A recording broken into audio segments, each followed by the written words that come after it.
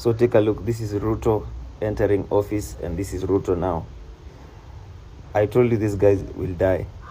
And some people were like, oh, you're lying, just talking, just what? But look now, the difference. And this is the reward of being wicked and doing rituals and being a wicked person, always doing the weirdest things, sacrificing people, killing people, hurting people. You cannot prosper doing wickedness.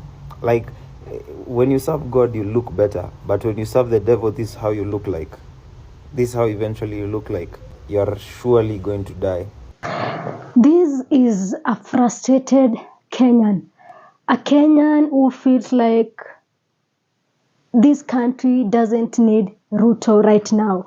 A Kenyan who is praying for the president to die. When you oppressed people so much, this is the result. This is how you making them feel towards you. Ruto's way of leadership, of course, is not pleasing Kenyans.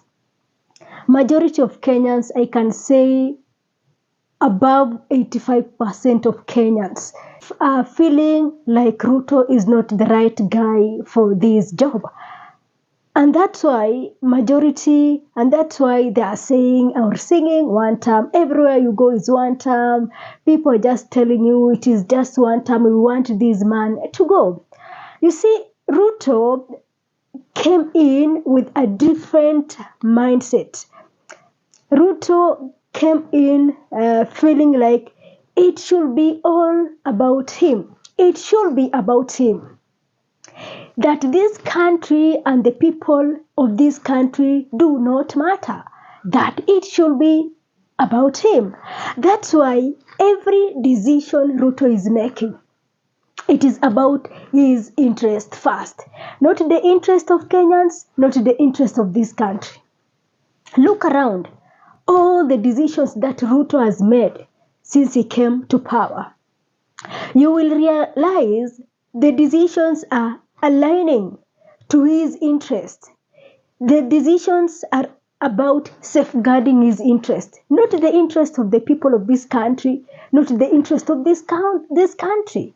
And this is why he's making Kenyans to make such prayers.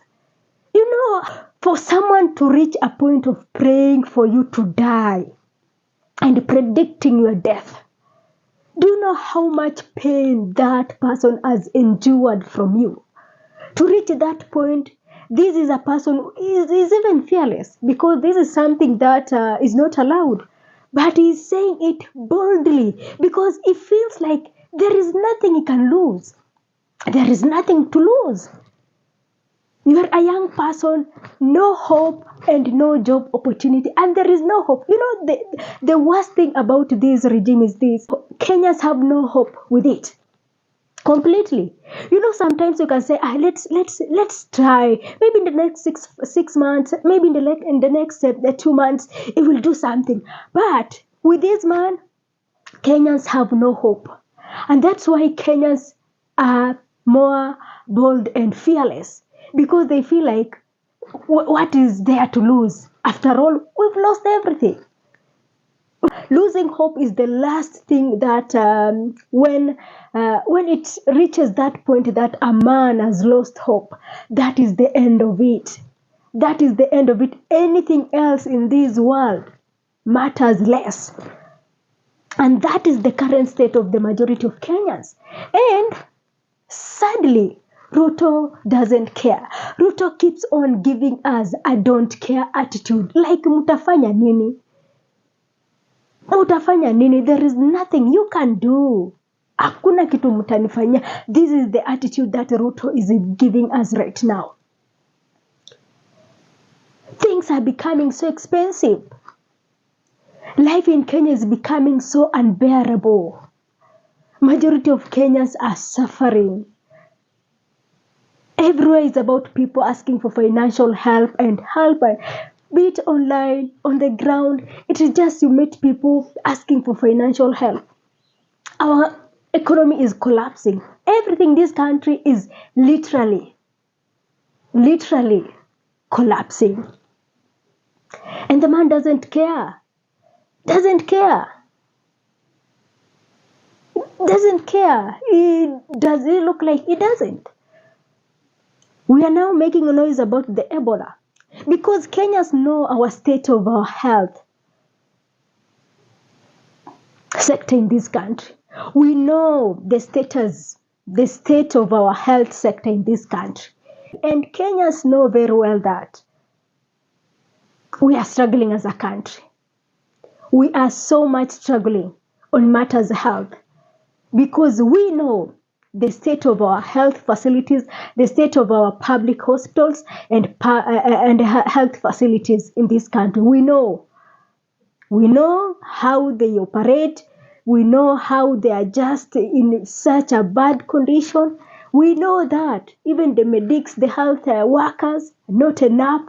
Hakuna dawa. So we know. So when Ruto is trying to bring something bigger like this, it worries Kenyans because if our hospitals cannot handle ugonjwa kama malaria and others, it is about struggle and struggle. What about this? A very deadly disease like this. Ruto is really a man who I feel like, to me at this point, I feel like he's a man who should surrender by himself. Like he should just accept that leadership is not his thing. Yes, he's so good in campaigning. We give it to him. I personally give it to him. He knows what to say, the narratives to talk, how to convince people.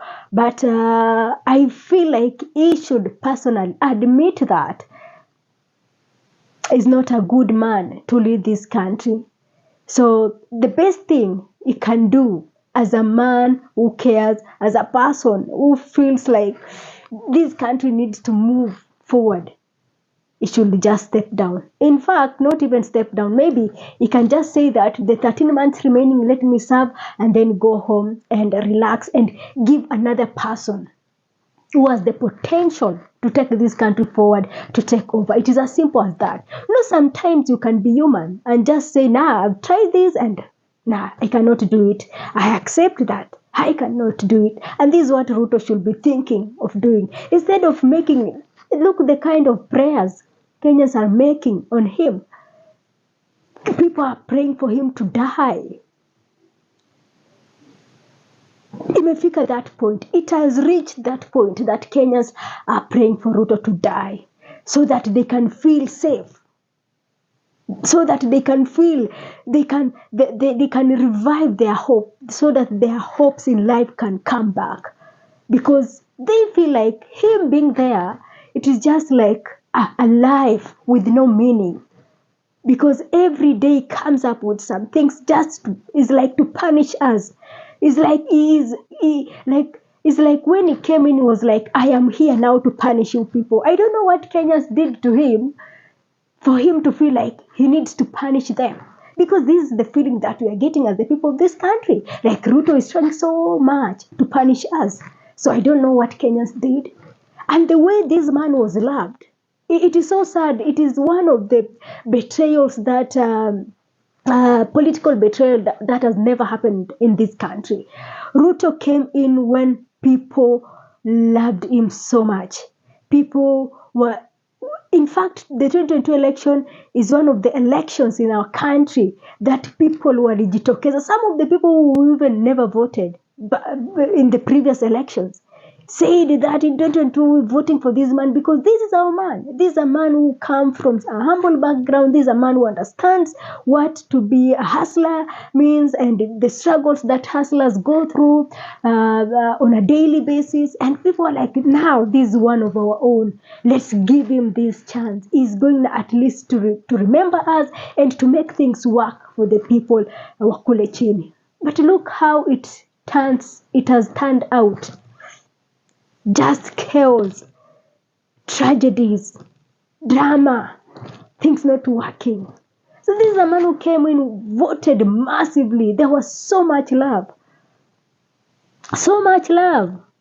2022 ungeambia mtu kitu about Ruto na asikie. Na. Hey. Watu walikosana in 2022 because of Ruto. because people believed in him, believed that he's a guy who is going to change this country. But yes, he's a man who has changed this country. Sadly, not for the better, but for the worse. And he's not stopping, and it doesn't look like he's stopping. And this is what is making Kenyans even more angrier.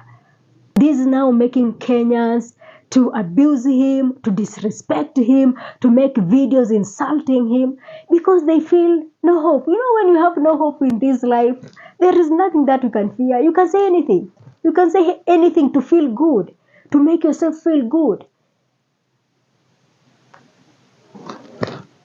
The 13 months remaining, Ruto needs to retract his ways if he really wants to at least have people respect him and people respect presidency and everything. He really needs to stop what he's doing.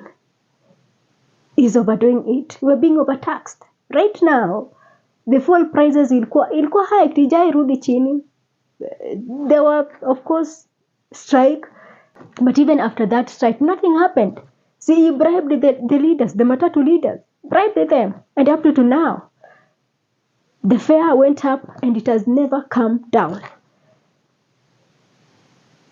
With all this money. Yani, this government, the only story that comes from this government is corruption, overtaxation, abductions. Hey, so many bad things has happened under the watch of Ruto. From 2024, abductions, people being killed, security officers ordered to kill people, to shoot them on the foot,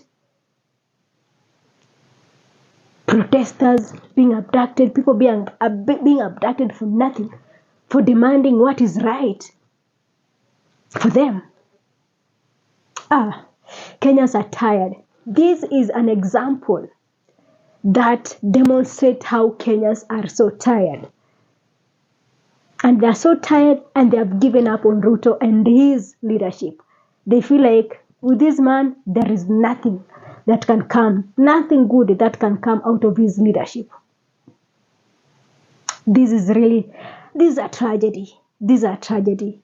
Yes, politicians, we've had politicians who've been so corrupt, but people have never felt to a point that this one is pushing us harder. This one is pushing us down. This one wants to see us falling. Now, see the kind of prayers Kenyans are making. Tragedy. This is tragic. Ruto needs to at least to listen, to pretend to listen to himself before everything else erupts in this country, before we lose this country completely. We don't want to lose this country. It belongs to us. This country does not belong to politicians. This is our country. And being the president of this country doesn't give you a total authority to just do things your way. We have our constitution and we have rule of laws. So why would a president think that to be coming up with some deals that for sure is not good in protecting the people of this country? It is really, really sad. So Kenyans, allow me to end this video here for today. And thanks for watching. This is Sophia Live.